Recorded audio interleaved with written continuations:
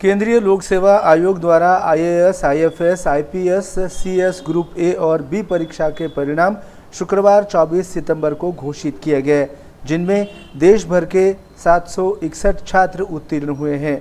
इनमें से नांदेड़ जिले के 3 सपूतों ने सफलता प्राप्त की है। नांदेड़ के सुमित दत्ताहरी धोत्रे, शिवहार चक्रधर मोरे और रजत नागोराव कुंडगिर आईएएस, आईपीएस अधिकारी बने हैं।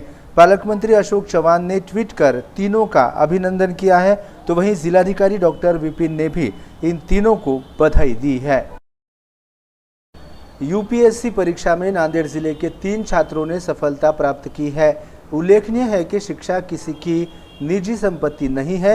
इस विचार का समर्थन करते हुए तीनों मध्यम वर्गीय छात्रों ने केंद्रीय लोक सेवा आयोग की परीक्षा में अपनी जीत का झंडा गाड़ दिया है। इंसान उम्र भर शिक्षा को ग्रहण कर सकता है।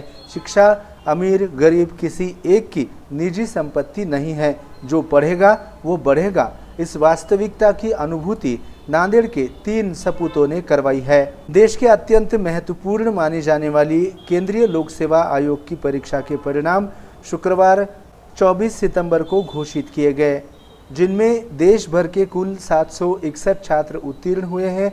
इसमें महाराष्ट्र के 100 छात्र और नांदेड़ जिले के 3 छात्र शामिल हैं। जिले के उत्तीर्ण छात्रों में बाबुलगांव निवासी अल्पभूमि धारक किसान के बेटे शिवहार चक्रधर मोरे की 649वीं रैंक, नांदेड़ के पुलिस दल में शामिल उप निरीक्षक के बेटे रजत नागोराव कुंडगिर की 600वीं रैंक और पत्रकार के बेटे सुमित दत्ताहरी धोत्रे की 660वीं रैंक आई है। मध्यम वर्गीय परिवारों से आने वाले तीनों छात्रों का राज्य के सार्वजनिक निर्माण मंत्री तथा नांदेड़ जिले के पालक मंत्री अशोक चौहान ने ट्वीट कर अभिनंदन किया है, तो वहीं जिलाधिकारी डॉक्टर विपिन ने भी इन तीनों को बधाई दी है। इसके अलावा इन तीनों आईएएस, आईपीएस अधिकारियों पर अभिनंदन की वर्षा हो रही है। अल्पभूमि धारक किसान चक्रधर मोरे के बेटे शिवहार ने इंजीनियरिंग करने के बाद यूपीएससी परीक्षा पर ध्यान आकर्षित किया था। शिवहार को भी कड़ी मेहनत के बाद इस परीक्षा में सफलता हाथ लगी है। बाबुलगांव परिसर में मोरे परिवार की मात्र 5 एकड़ जमीन है।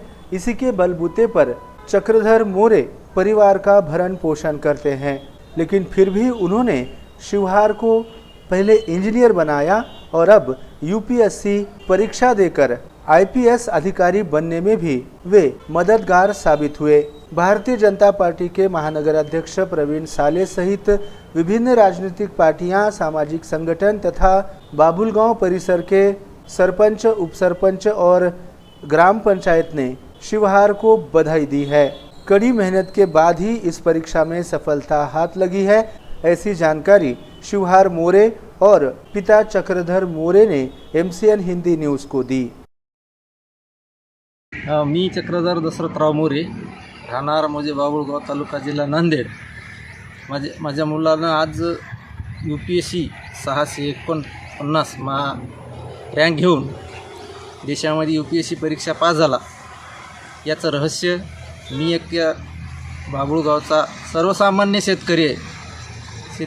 शेती करत करत मी माझ्या आयुष्यामध्ये मुलांना शिकवलं।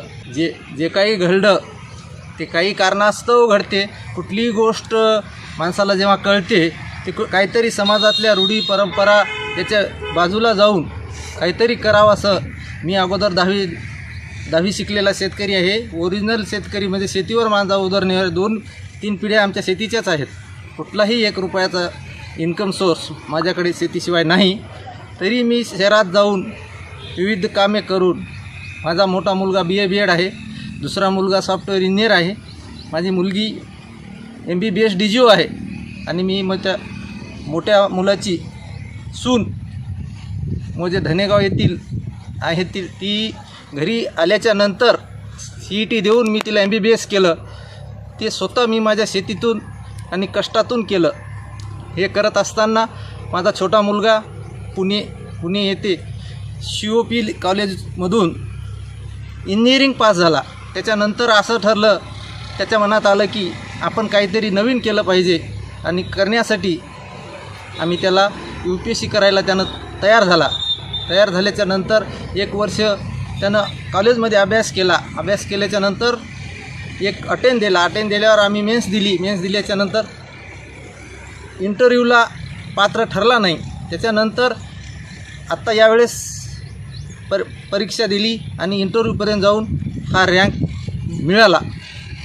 याचं श्रेय पूर्ण टोटली माझ्या कुटुंबाला, माझ्या पत्नीला व माझ्या कुटुंबाला आणि माझ्या स्नेहांकित बंधूंना येते, माझे मित्र परिवार यांना जाते. मला 5 एकर शेती आहे. आमची पहिलं वडिलोपार्जित शेती आहे ही.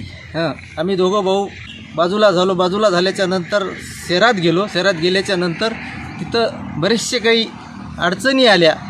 माझ्या मुलांनी कधी कपडा मागितला नाही किंवा एका शर्टावर 12वी 10वी केली. तर त्यातच खरं होतं इतकं कौतुक.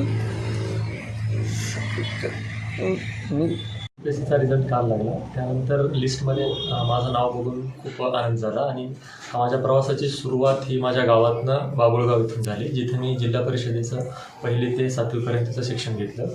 त्यानंतर मी उच्च शिक्षणासाठी नांदेडला प्रतिभा निकेतन येथे माझं 10वीपर्यंतचं शिक्षण घेतलं आणि त्यानंतर मग मी 11वी 12वी यशवंत महाविद्यालय नांदेड इथून केली आणि तिथे चांगल्या मार्काने पास झाल्यामुळे मला कॉलेज ऑफ इंजिनिअरिंग पुणे येथे इंजिनिअरिंगला ॲडमिशन भेटलं, जो माझ्या आयुष्याचा मी एक टर्निंग पॉईंट समजतो. आणि त्यानंतर UPSC प्रिपरेशनची सुरुवात काही अर्थाने तिथूनच झाली कॉलेजमधनं, जिथं माझ्या कॉलेजचे बरेच सिनियर स्टुडंट वगैरे UPSC प्रिपरेशन करायचे. तिथनं मला पण UPSC एकदम काय असते वगैरे हे समजलं आणि तिथून मग मी थोडं प्रिपरेशन सुरू केलं. त्यानंतर मग जे मेन प्रिपरेशन असतं ते माझं ग्रॅज्युएशन जे की माझं 2017ला झालं, त्याच्यानंतर सुरू झालं.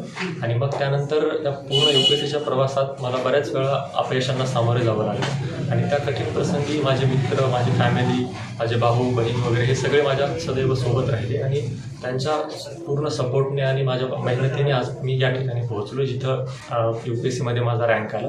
आणि हे पूर्ण प्रसंग माझ्यासाठी, माझ्या कुटुंबासाठी खूपच एक अभिमानास्पद गोष्ट आहे.